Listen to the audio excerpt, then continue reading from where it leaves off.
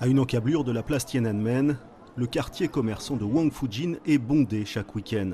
Des centaines de milliers de touristes venus de toute la Chine se promènent le long de cette rue piétonne longue de 1 km et surnommée les Champs-Élysées de Pékin. Mais voilà, les boutiques sont tristement vides.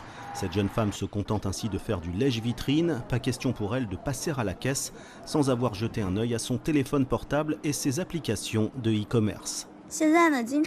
Moi, je vais seulement dans les boutiques pour voir les modèles et essayer la taille. Ensuite, je regarde sur Internet pour trouver moins cher. En Chine, on trouve aussi des gens qui achètent des produits à l'étranger et qui nous livrent. Après plus de 3 longues années de pandémie, les Chinois ont pris goût au commerce sur Internet. Plus de la moitié des ventes, 52% exactement, se fait en ligne. C'est 2 fois plus qu'aux États-Unis par exemple.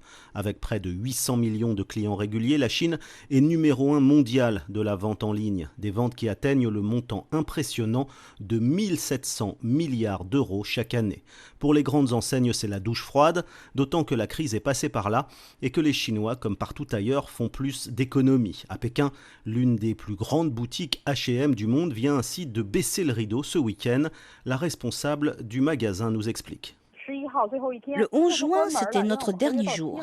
Ce magasin ferme définitivement parce que notre contrat arrive à échéance.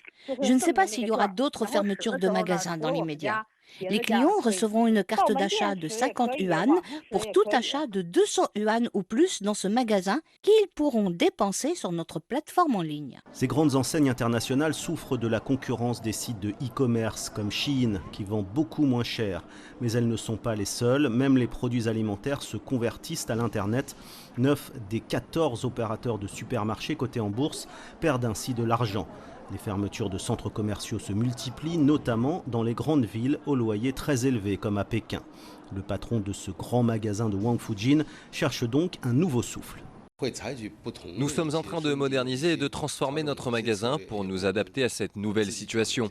Dans le passé, nous nous concentrions uniquement sur les produits de base. Maintenant, nous allons rendre le magasin plus coloré avec des changements dans l'expérience clientèle et les contacts sociaux.